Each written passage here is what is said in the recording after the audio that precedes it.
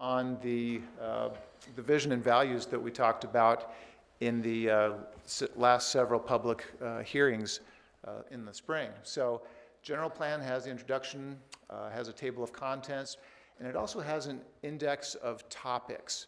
And what this index of topics is a place where somebody using this document can say, hey, I'm interested in this particular topic. Where are the policies, where are the objectives that deal specifically with this objective? And that way they can go right to those particular objectives and know that that's everywhere in the plan that deals with that particular topic, whether it's commercial development or bicycles or whatever, they can go right to that topic. So the idea is, as Tina mentioned, we're going from a 250-page document to a 50-page document. The idea is right now, if somebody has a particular topic that they're looking for, it's kind of a needle in a haystack. Number one, we're making the haystack much smaller. And number two, this index of topics gives us a magnet to find that needle a little faster. So hopefully it'll be a much more user-friendly document, a lot clearer to follow. And then right after the index of topics, we have the vision and values statements that went through the Planning and Zoning Commission a while back. And again, these, as Tina mentioned, these are the broadest goals. These are, in general, the agreement that the citizens and ultimately the council and the citizens through a vote say this is what we want. This is, in general, the direction that we want the city to develop in over the next several years. And then it's the goals and the policies that say how you do that. So, and that's in the elements. So the state law says we have to have at least 7 elements, and those are in red over here. But we also added several more that are optional. And I just wanted to walk through those elements with you tonight so you know kind of the lay of the land. Next time on November 20th, we can kind of dig in a little bit more, but if you have questions as I go forward tonight or after the presentation, we can stop and take a look. But just remember that next time we'll get into a little bit more detail, and if you have a particular topic you want to talk about a little more detail next time, we can make a note of that and make sure we cover it. So starting with the first element, land use. Every element in this plan has one goal, one overriding goal, and this one is to plan for a variety of land uses in optimal quantities and locations. That means that we will have enough land of allowing different types of uses to allow for growth in those different types of uses, and to make sure that both quantity and location is optimal. So they don't have conflicting, you don't put incompatible uses right next to each other or within the same designation. So the objectives under this, and this is just paraphrasing what are in the objectives right now. We're not getting into the exact ones, but highlights are that we're designating different areas for different land uses, that we've got language in here that encourages mixed use residential and commercial areas. And a lot of that has to do with one of the changes in the land use designations that we're proposing with that map as compared to the existing map is that right now a lot of our commercial areas, most of our commercial areas is covered by one designation called general commercial. And that covers everything from Walmart down to Old Town. It's a pretty blunt instrument. It doesn't really give us a lot of differentiation between types of commercial land uses.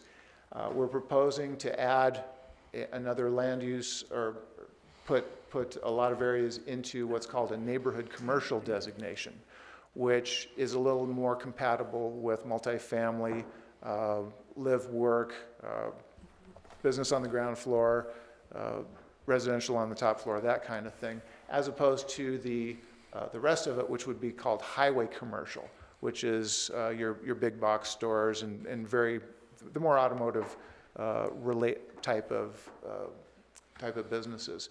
So that's an example of how we're kind of shifting that emphasis a little bit. There's policy in here too about discouraging gated communities.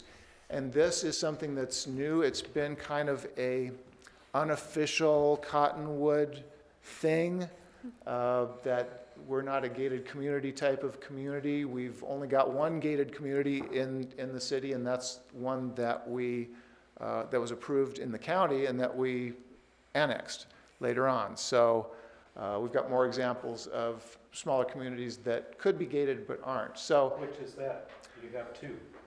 we've got You have Pine Shadows and you have On the Greens. we've got Villages on Elm, and the one across the street, Cottonwood Square.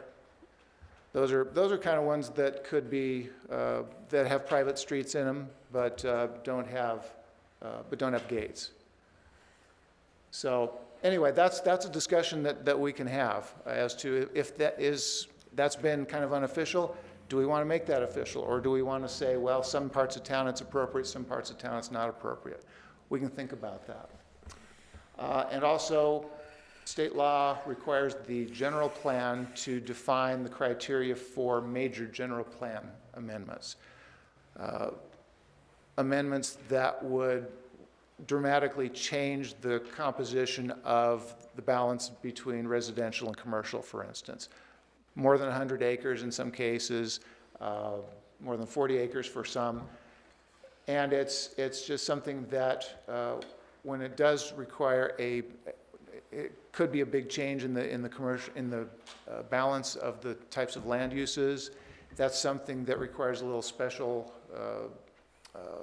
process, requires a supermajority of council, for instance, to approve something like that, as opposed to a regular general plan amendment that's just a few acres. It doesn't require a supermajority, and we've processed a number of those. So anyway, that's why there's a criteria for major general plan amendments in Element 1, land use. Element 2, growth areas. Goal here is to manage sustainable growth by ensuring that we have needed housing and commercial uses that can be built on Cottonwood's remaining developable land. And what this particular element does is it designates large areas that are shown in the blue cross-hatching there. These are large, undeveloped parcels that have the potential for growth on them, and has particular policies on what, in general, types of uses we envision in those. Most of those would be designated for planned development, the PLD designation on the map. Another thing in the growth areas is to talk about infill development. And this is something that's going to show up in several of the elements. Infill development is filling in areas in the already developed parts of town where you've got infrastructure and you've got development already there. The green area on the map shows the area of town that we have infrastructure available for wastewater. This is basically the sewer service area in town. This is the area that we would call an infill area. There are vacant lots within these areas, large shown here, but also smaller, that have the potential for development.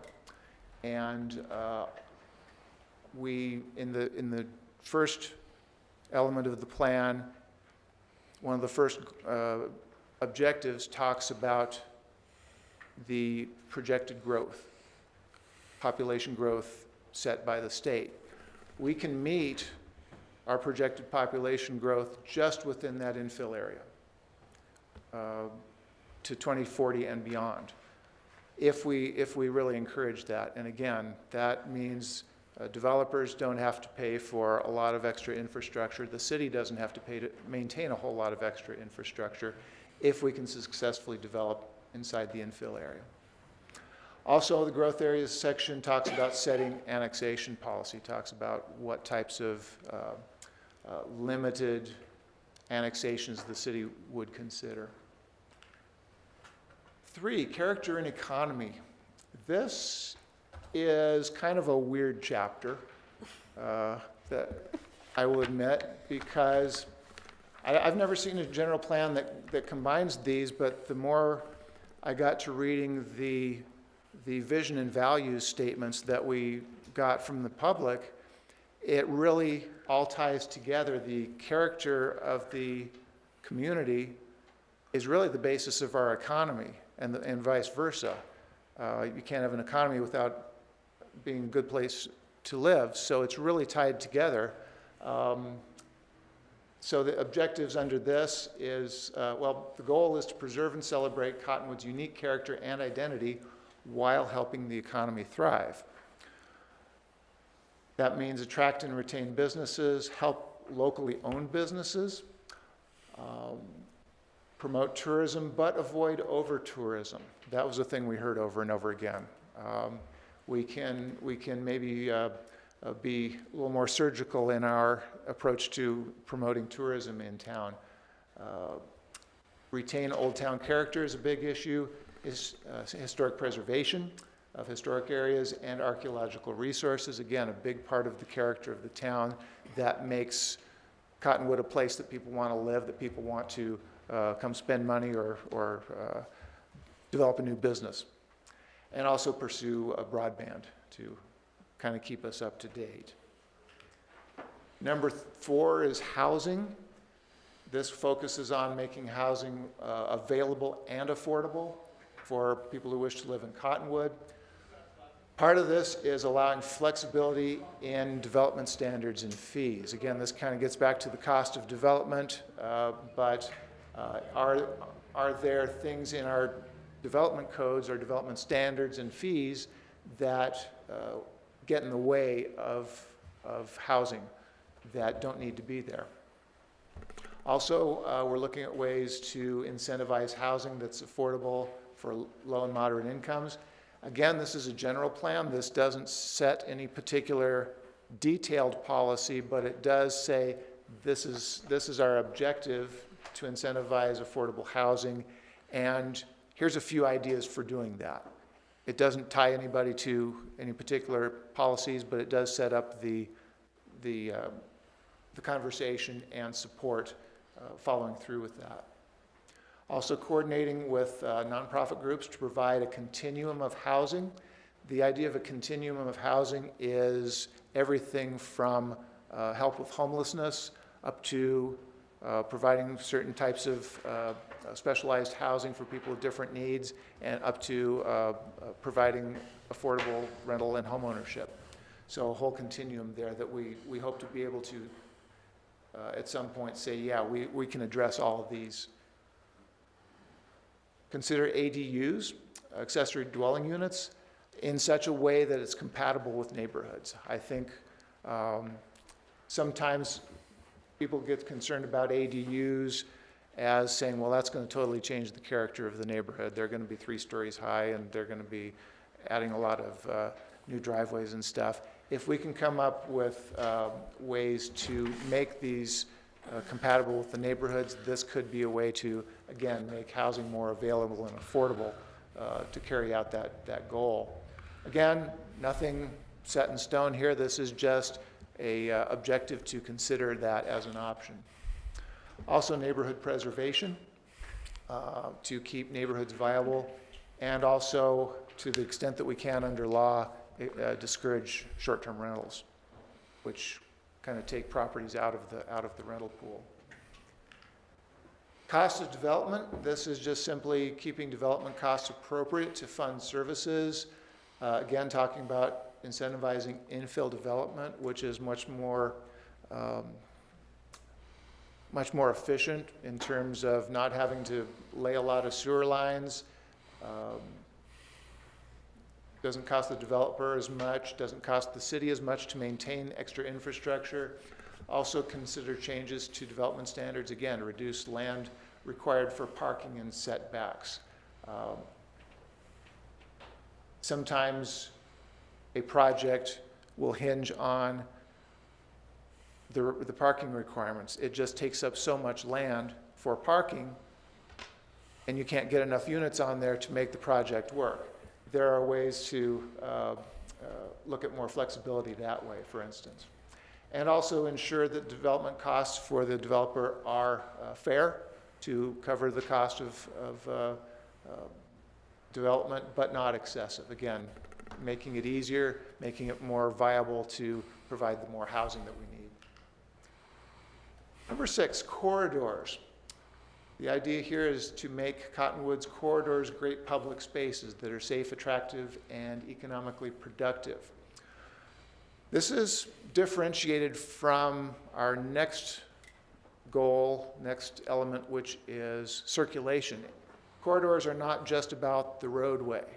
The whole corridor is a public space. When you think about what is the most visible and used public space in the city of Cottonwood, what would you say that is? It's not a park, it's not City Hall, it's not even Old Town. It's the intersection of 89A and 260, because that is what more people see than any other place in town. Think of the corridor, think of the whole corridor as not just the street. Think of it as the uses on the side, the landscaping, the sidewalks, the businesses, the parking areas. That's a whole picture that can be planned kind of holistically as one, so you consider both the land use and transportation at the same time. Like if you think about a room in a house, it's not just about the floor, it's about the walls and the ceiling too. So that's what we mean by corridors, and we'll get into a little bit more discussion later on the different types of corridors, but basically there are 3. One is a highway corridor, another one is a street corridor, and the other one is a hybrid, which is kind of a mixture of the two. Highway corridors are ones where we want to prioritize speed, people getting from point A to point B without a lot of congestion, without a lot of conflict points. The opposite of that is the street corridors, well, like Main Street in Old Town, where it's not about speed, it's about access to buildings, it's about foot traffic. And then there are hybrid corridors, streets that started their life as a highway and now are asked to perform as a street. And those are areas where we see some safety problems because you're mixing speeds and a lot of congestion and conflict. And so those are things that we talk about in this particular element. Getting into circulation, talking about transportation. The idea here, the goal is to design, build, and operate Cottonwood's transportation system to allow safe and efficient circulation for all modes of travel. So this circulation plan that's in the draft is shows all the modes of travel at once. It doesn't have we don't have a road plan over here and a bicycle plan over here and a pedestrian or trail plan over here. It's all put together so you can see how the whole system works together, and they're all kind of on the same plane. So this prioritizes connectivity for all modes. Connectivity is kind of a key word through here because the more connectivity you have, generally the less congestion you have. When you have more connectivity, you have more options. Whether you're driving or you're walking or on bike, you have different options. Whereas if you don't have connectivity and you funnel all traffic into one place, like for an example, 89A and 260, that's why that's so congested, because that was not planned as there's no connectivity around it other than going onto 12th Street or something like that. Avoiding issues like that is what connectivity is all about. And again, that's for all modes of travel too. So one of the issues that we're talking about here too is requiring that non-connected local streets be privately maintained and have bike and ped connectivity. So if local streets in a new development are not providing connectivity throughout the area, those are areas that logically should be private streets, because only the people in those small developments use them. So it makes sense, the argument goes that they would pay for themselves. That's another issue that hasn't been really dealt with or really set down on paper with the city, so this might be an issue to discuss as well, the issue of private local streets. Designing roadways appropriate to the context of their corridors per current best practices. And again, this gets back to the idea of a corridor. Designing the road appropriate to the context. So if it's supposed to be a highway, you design it to be fast and not have a lot of conflict points, not have a lot of driveways. Conversely, you don't design the streets where you want foot traffic and pedestrians and bikes and all that activity, all those conflict points. You don't want to design those for speed. So that's the idea behind this policy. This objective is to make it appropriate and per current best practice. Sometimes a consultant that we get isn't all that versed in a local street. They design highways rather than local streets, or vice versa. It's important to get it designed per context and per best practice. And study locations for new connectors, signals, and roundabouts. That's shown on the circulation plan here. The red lines are proposed connector streets that would be essentially collectors through new developments out on the 89 area, and also state land down off of 260. Those are areas that would need some sort of collector streets through them. And also there are points where we'd want to study places for either changes to the signal or roundabout placement to make it safe and convenient. And also to plan for reliable, efficient, and convenient transit service. We have some objectives in there on that. Number 8, the airport.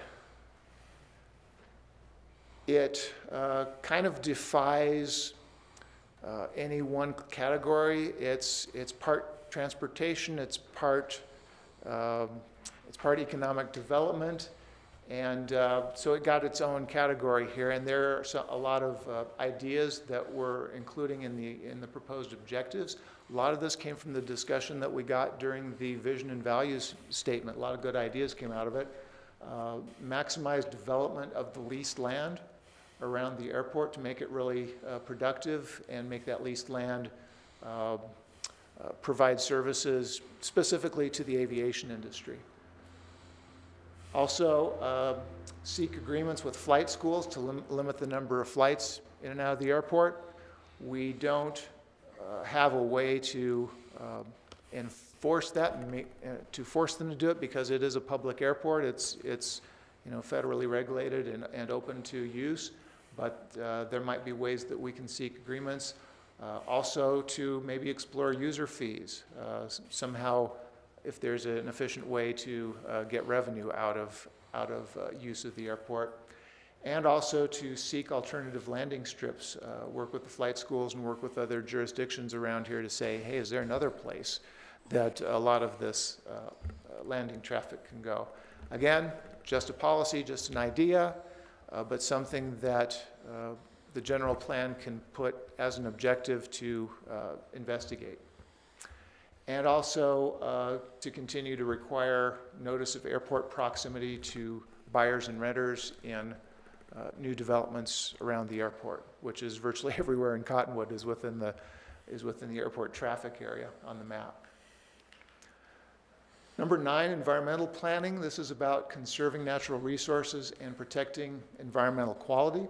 So this is about having objectives that talk about requiring riparian buffers and requiring stormwater detention to protect the river and its tributaries, to collect that first flush of dirty water off of a parking lot or off of a roof, and prevent that from going into the river and the tributaries.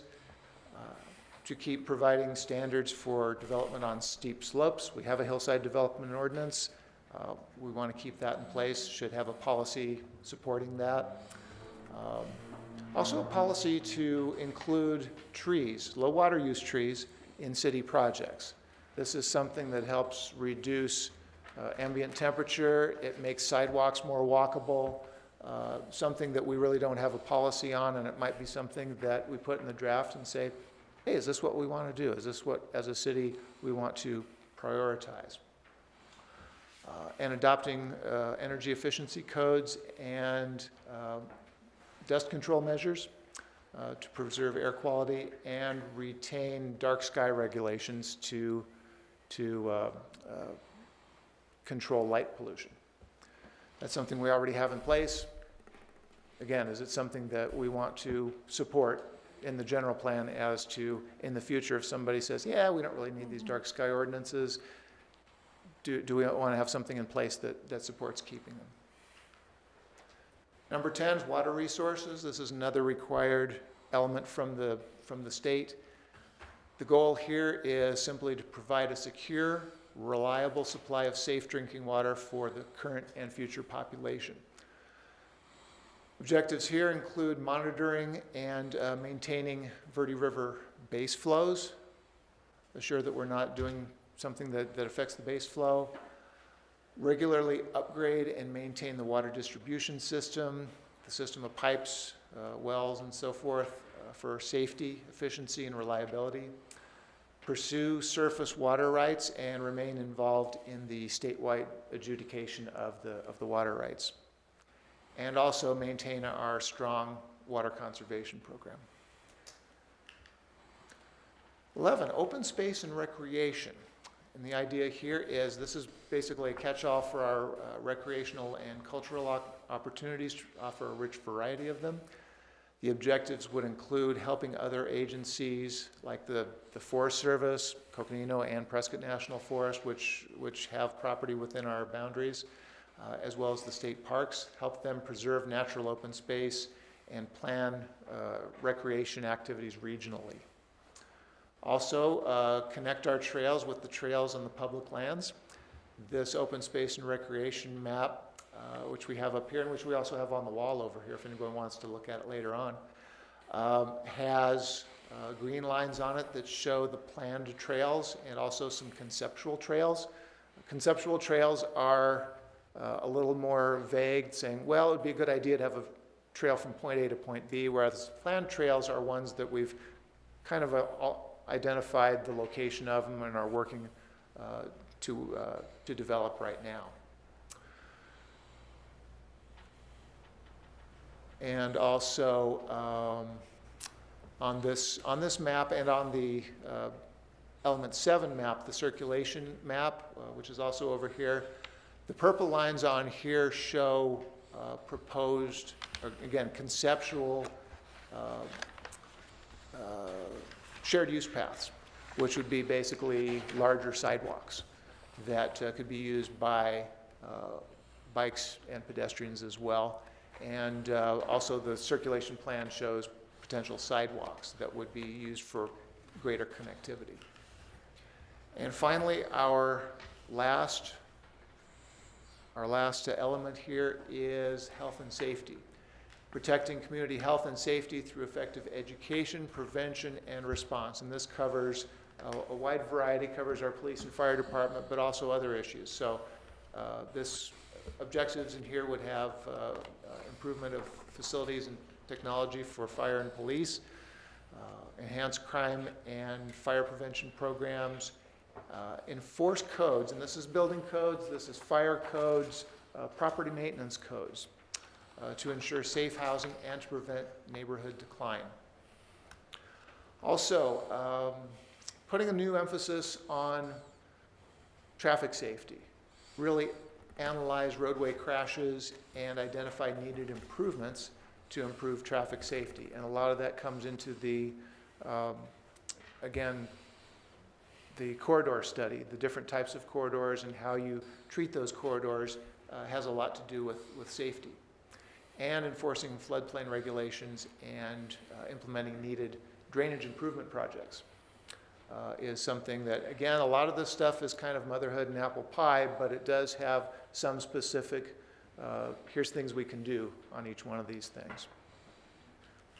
So that is pretty much the structure of the draft general plan. Again, the most important word in this document, and the biggest word is the word draft. On the bottom, it's printed on the bottom of every page. It's going to be subject to a lot of discussion, a lot of change. Maybe there's some things that we don't want to do that's in the draft. Maybe there's some things we want to add as a commission, as we hear from the public. And there'll be a lot of chance for that. So our next meeting on November 20th, another discussion item like this one. We'll continue this one, except we'll get into a little more detail. I think we can drill down into some of those land use classifications that may change in description and on the map, and also talk about the corridors in a little more detail and the circulation. And if there's other things that you want to bring up that as you go through your paper copy here and mark it up and say, hey, I want to talk about this, ask about this, certainly we can bring that up for that meeting. December 18th, we anticipate that the commission would hold the public hearing on that. People will come in and have a chance to talk about it. People can also write in. They can write into our comments in on our website. The draft is available on our website. The city atlas is available on our website, and we'll probably be updating the city atlas to restructure it a little bit to match the structure of the general plan as we see it here. At the December 18th meeting, we can hear from the public. The commission can amend the draft, and that could be done through individual motions, where we say, I move to amend policy such and such to say this, or remove this policy, add this policy, and we can do those in individual motions. And at the end of it, we can take a vote on the whole thing and incorporate all those motions that have been passed to make those changes in the recommendation to the city council. It doesn't have to be done on December 18th. If the council wants, or if the commission wants more time, we can certainly run that into January as well. If there are more things that want to be discussed, that want to be wordsmithed a little bit more, we can certainly, we don't have to do it in December. Whenever we do it, the commission passes on its recommendation to council. In 2024, the council will have public hearings, and they can do the same thing. They'll take votes to amend certain parts of it, and then vote on adoption. When they adopt it, it's not done. It has to be sent to the voters for ratification, so that would happen later on in 2024. Hopefully that's a pretty good overview of where we're headed with the general plan here. And if you have any questions right now, let me know, or you can just kind of, like I say, jot them down in the book, and we can discuss them in a little bit more detail next time. That's great. Thank you very much. Do any of the commissioners have questions for staff at this time? Yes, Mr. Duvernay? Will we be able to, I will not be able to attend the November 20th meeting. Will be the provisions to attend via Zoom or video at the new location? Staff question. I believe so. Right. One of the reasons we're not meeting over there right now is because they're retrofitting it, putting in new carpet for acoustics, which was badly needed, believe me. And I think one of the things they're going to do is hook up the audiovisual system to operate a little bit more smoothly than the way we do it now in some cases. So I think we can accommodate that. Mm-hmm. Any other questions? Commissioner Nelson? Great job so far, Mr. Davis. I've been through a couple of these in my previous government stints. So you guys are doing a really good job with the public. Question though, is there going to be any kind of staff augmentation for this new plan? In other words, does staff feel like they have the appropriate levels to enforce these potential new changes to the general plan, or is anybody talking about that at all? Well, Chairman Maston, Commissioner Nelson, I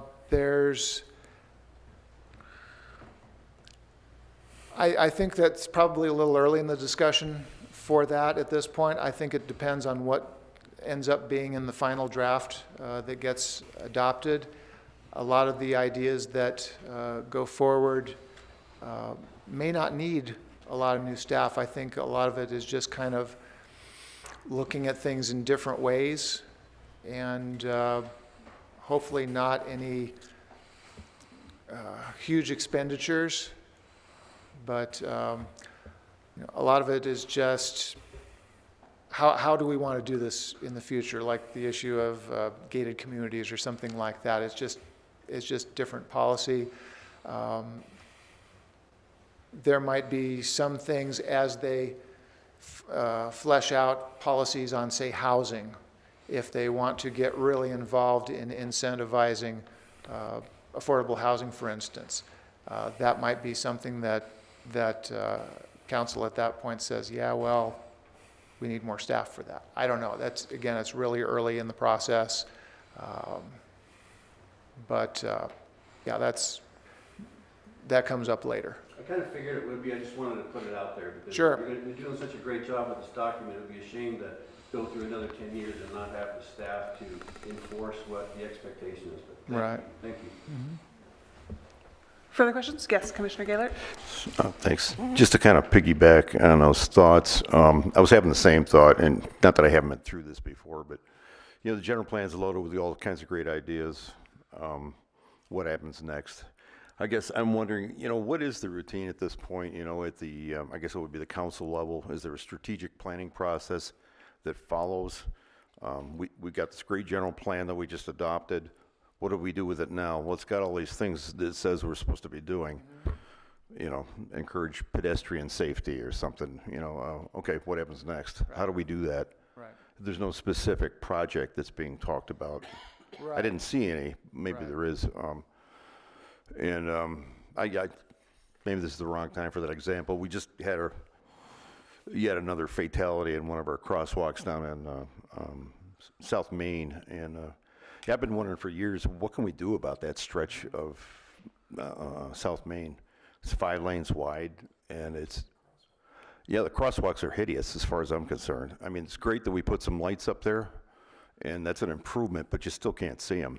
You come buzzing down that street, and maybe you're driving too fast, but the width of that road really kind of encourages that. And I don't want to beat that one to death. That's just one idea. But really, where does, at this point, I don't know what the council's routine is. Is it completely up to the city council to decide? They want to come up with some ideas because they kind of originated here, or they're reiterated here. Well, what's happening these days? Well, Chairman Maston, Commissioner Gellert, there is a strategic plan operation that updates their strategic plan every couple of years. It hasn't been tied to the general plan that I know of. That's what we're trying to do with the general plan, is to come up with objectives that are general, because it's part of the general plan, but also have some suggestions that can be followed up on. Sure. And virtually all these objectives, I think, start with a verb, to do something, whether it's, even if it's just consider. The vision and values are a little bit more broad. They kind of support this and encourage this, but when it gets down into the goals and objectives, the objectives hopefully are ones that can be used and carried forward. And it's going to be up to, it's going to be their decision as to which of those they take forward and prioritize and assign. So the council conducts a strategic planning process. Is that like every year or every couple years? I think it's every couple years. Is the planning staff involved? I think to some extent all staff is involved in putting those together, because it covers multi departments within the city. But again, that's one of the ideas behind the general plan here, is to make it more user-friendly, less of a needle in a haystack to find something you particularly want. If somebody wants to put it in the strategic plan, oh, you go right to it. Here's something that very clearly says that the city wishes to pursue this or consider this, and here are some options that we can consider. Go ahead. I've got a question. So you created 2 new zones. You created the neighborhood commercial, I think you call it, and the highway corridor. At what point are you gonna actually create the entitlements for those 2 designations as well as the conditional uses that would be tied to those 2 designations?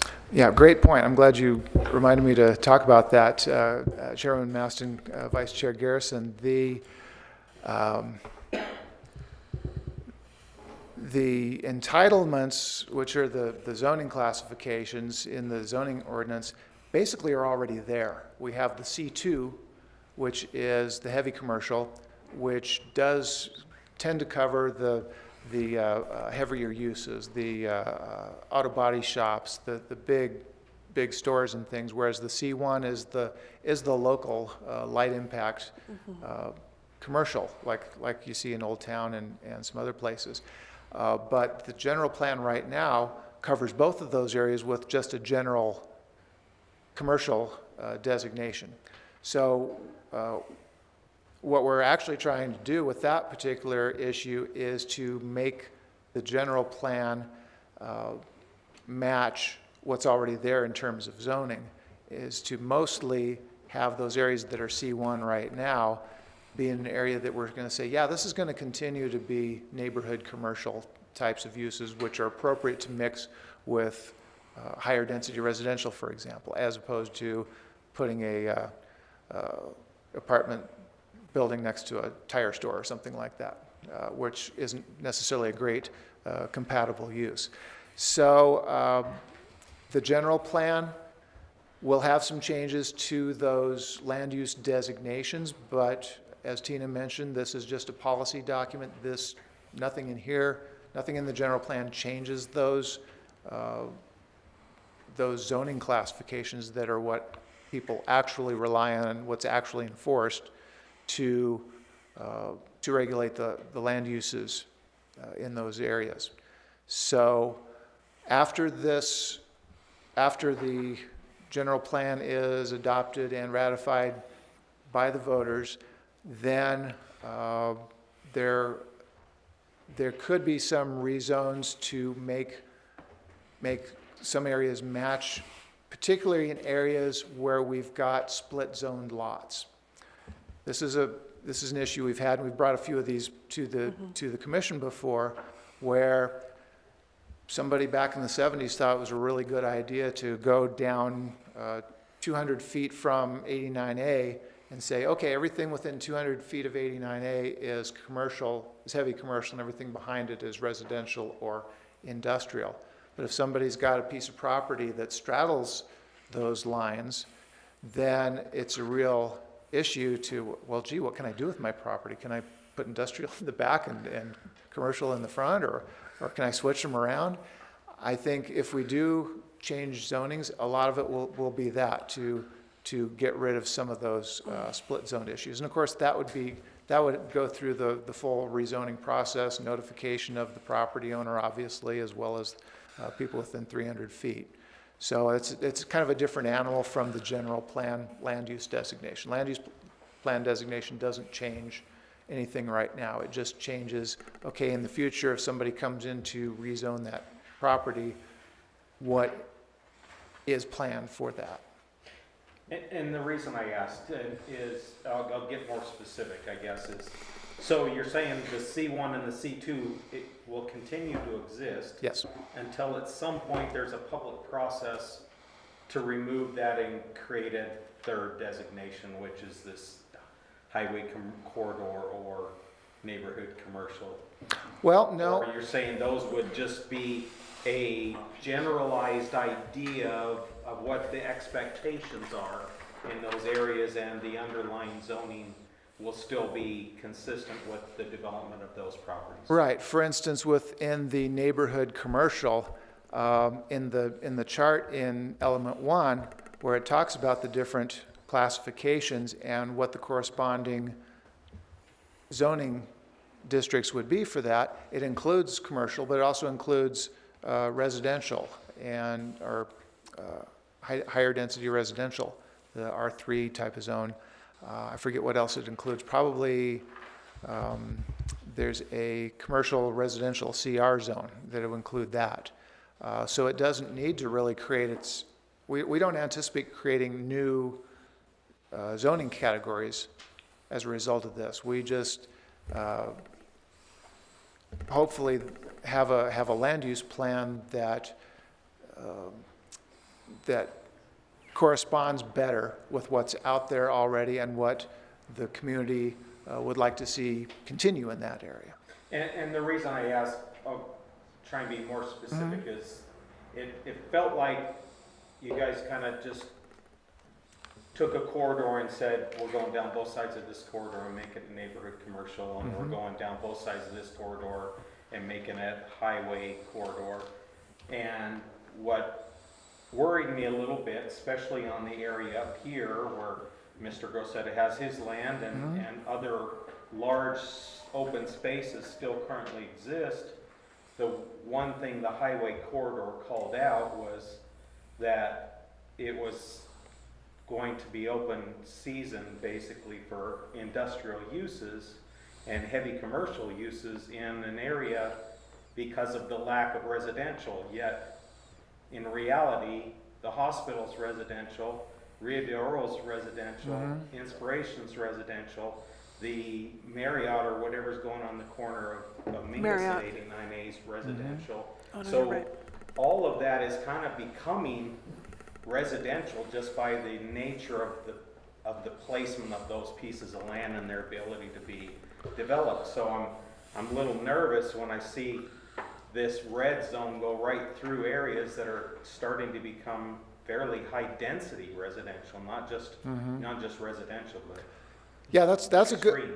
that's a good point, and I think that's something we can take a look at when we're describing the corridors, because the idea behind a highway corridor is simply that whatever the land uses are on the side of it, you don't create a lot of driveways and a lot of conflicts. You don't expect to have a lot of people crossing the street and things like that. Typically, highway corridors is where you see your heavier commercial uses and your industrial uses, but not exclusively, and that's a good point. So I think that's something we can take a look at. Yeah, I just want to make sure there was still going to be a process somewhere along the lines, because I know the last thing you want in there is a Love's truck stop. You know, it just isn't going to be good for that neighborhood. Yeah, And not to say we don't need something like that in the area, but we don't need it Right, there. And right. just because it's this red swath, you get some developer coming in from outside our neighborhood or outside our community and goes through and says, okay, that one's red, let's go ahead and, that's a great location because the traffic counts are super high, you know? yeah, Even though the use would not be consistent with the people that are already there. So right. And again, on this map, if you're talking about the highway corridor, basically that stretch right there. yeah, again, that's just talking about improving that you prioritize speed and mobility on those corridors, that you don't have a lot of driveways and things like that. The uses, well, you see on here, there is some commercial zoning along here, but not exclusively.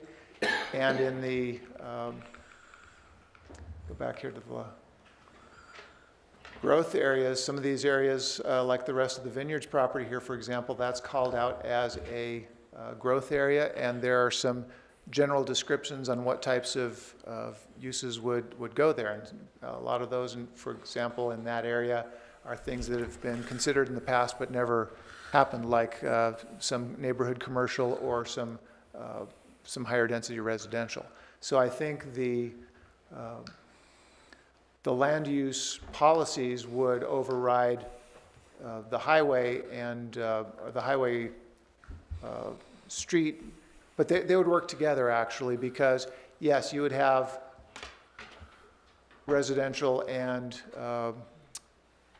mixed use in that area, for example, but it would be arranged in such that it wouldn't have driveways out onto the street. And I think that's discussed specifically where we talk about all of these things. We talk about not only the uses, but what the access would be, what types of, whether it would be accessed off of side streets or off of the main roads. Thank you. I think that the vice chair just inadvertently brought up a really good idea, which is possibly having a clearly designated area for mixed use. Because a lot of what you're talking about, you start mentioning mixing high-density residential with neighborhood commercial, and I mean, that's textbook mixed use. And if we're talking about doing that, let's maybe consider making it absolutely explicit. Because then, I mean, talking about like this as a document that guides future land use, the more explicit directives that we can include in the document, the better it is as a reference 5, 10, 15 years from now.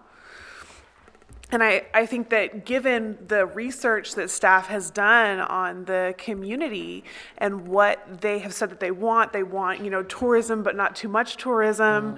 They want that old town feel, they want walkability. All these things point towards more mixed use. So it would be a very responsive way to say, okay, community, we are listening to you.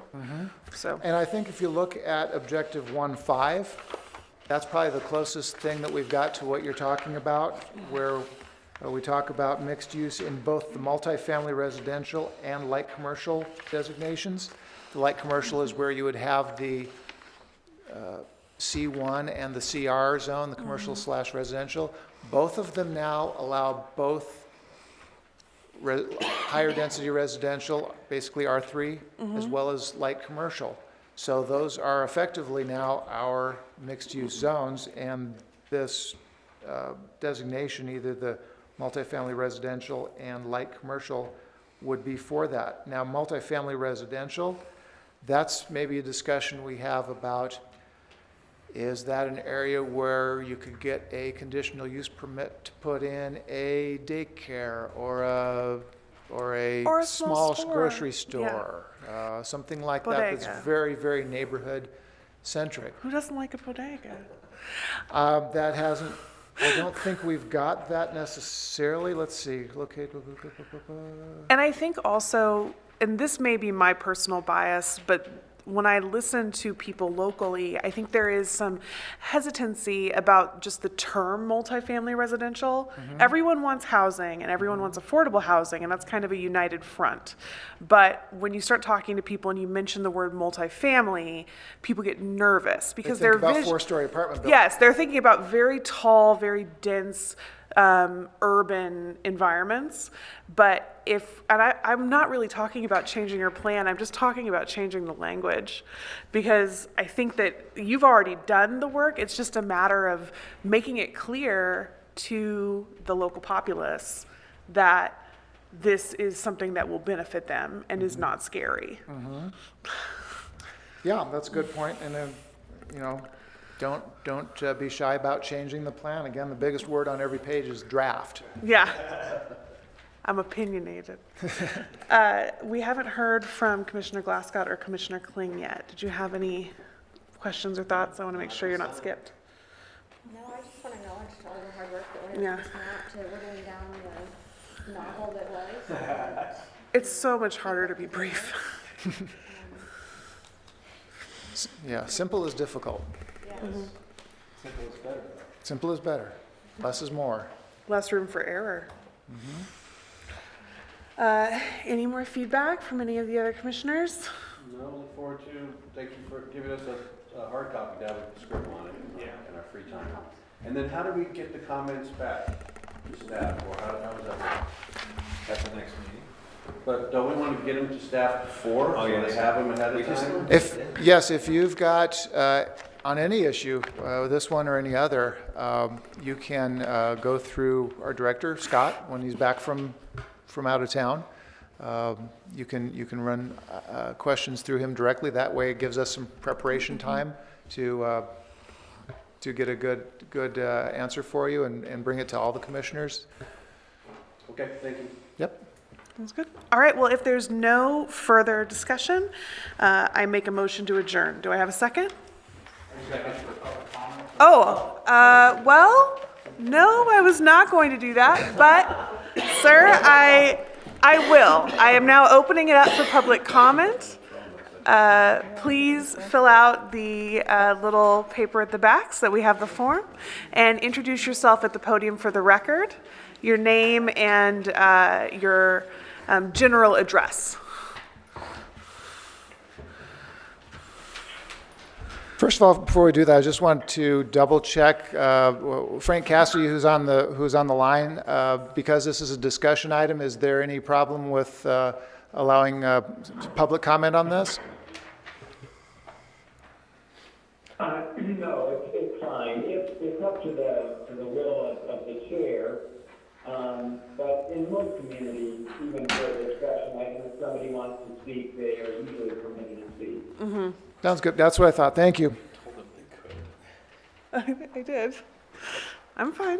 No, it's good. I'm just saying, you mentioned that they could. Oh, absolutely. Oh, no, anything pertaining to planning and zoning. I don't want to hear about library books, ever. Well, they already had that chance, so the only thing they can Yeah. talk about is the agenda item, which is this. They've been sitting here for 2 hours. Thank you. Thank you for your patience. I didn't know you were waiting to speak. Please introduce yourself. Andy Grosetta, 625 South Mount Mingus Road, Cottonwood. I just want to, first of all, thank you for the opportunity to allow us to say a few words. I want to thank Gary. We've met with him several times, and Scott also, over the last several months, and going over this plan and providing input to the plan. I just have some comments and just one question, and just to keep tweaking the plan, so to speak. One is and I'm being specific, a trail going through our property, which this is the first time I've ever seen it, a conceptual trail, so we're not a big fan of that. We've got trails all over every place we go, and at the moment, yeah, that trail right there that starts at the end of Chuckwalla and runs up through the middle of our property there, up to the Forest Service. That's the first time I've seen it, and I would ask that you just delete that. Who knows what tomorrow's going to bring? Leave that up to the developer, and whatever happens. There will probably be some type of trail system, but just to have a line drawn on a map, those things, I've been around the world block too many times, and these lines drawn on people's properties 10, 15, 20 years ago, and properties change hands, and then the municipality or the county always, oh, here's a plan that we did whenever, and here's a line going through it for a trail or a road or whatever. So I would respectfully ask that you just delete that for now, because we don't know what's going to happen tomorrow. Leave that up to the parties involved at that time is what I'm saying. Give them that flexibility. So that's one request. Item number 2 is, and I've talked to Gary about this and Scott many times, and town managers, town council members over the years. This is regarding the roads and circulation. Where Gary referred to, everybody likes to be down there at Main and Main. I call it Starbucks, Dunkin' Donuts, Black Bear. This morning there's another wreck there. I've gone through that highway 5 times today. Our grandkids drive to Mingus. Both of them were late because of that wreck. Finally, I had to go out on the ranch and went through Camino Real out to Ogden Ranch Road, and you should have seen the traffic coming in from the south. Everybody was just scurrying to get from point A to point B. So we talk about that, and I've had these same discussions with ADOT for years and years. I think it's time that we do something besides just talk about it. We just kick the can down the road. And what I want to call to your attention, and some of you may be aware of this, I think George might be from years past, maybe not, and also Randy. But the county did a study years and years ago, and I'm going back probably 20 years ago, maybe 25 now. Dave and Associates out of Prescott did a plan coordinated with the city of Cottonwood of a road system, kind of a footprint. And there was a road called the Western Loop, and that at one time started before all of these properties, not all of them, but the majority of them have been developed since, but starting off at 89A, coming off of Jerome, just right before you get to the #1 food store there and the water tank, and cut off across country there and come on down through where Yavapai College is now and where Del Webb is now and Mesquite Hills is now, and continuing to the south, and it would come out, it would tie on to Fur, it would tie on to Rio Mesa, and it would tie on to Quail Springs Ranch Road. And Quail Springs Ranch Road ties into Ogden Ranch Road, which ties into 260. But that was known as the outer loop, and this is before all of your time here. But I would suggest that you go back and take a look at that.